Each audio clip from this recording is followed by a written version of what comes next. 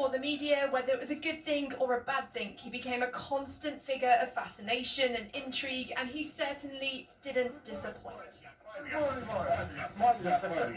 Clearly not someone who shied away from the cameras.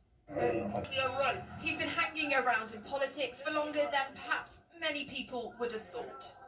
Let's take it back to 2008. Boris Johnson elected London's mayor, then London 2012, the city's Olympic Games, giving him a place on the world stage, our very own cheerleader. It was the Olympics that defined Boris Johnson's success as mayor. It lifted his popularity among voters and helped propel his chances to number 10. For the media, whether it was a good thing or a bad thing, he became a constant figure of fascination and intrigue, and he certainly didn't disappoint.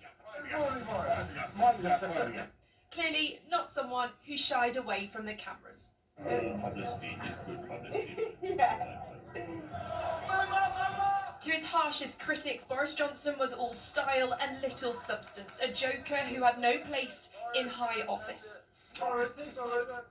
But his intentions were always to end up there. From a young age, he had always planned to lead his country, but he certainly kept that tight-lipped, learning early on how to dodge a journalist's question.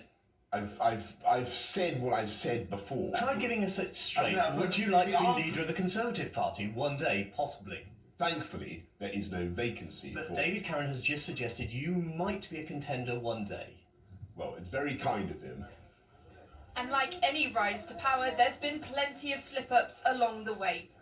But the master of winning and surviving when the odds are stacked up against him meant Boris Johnson got away with things, not forgetting that slogan on that Brexit bus. Admit that figure is grotesquely misleading at best. I won't. Well, thank you very much. More than 3 years as our Prime Minister, his unique political style a constant throughout.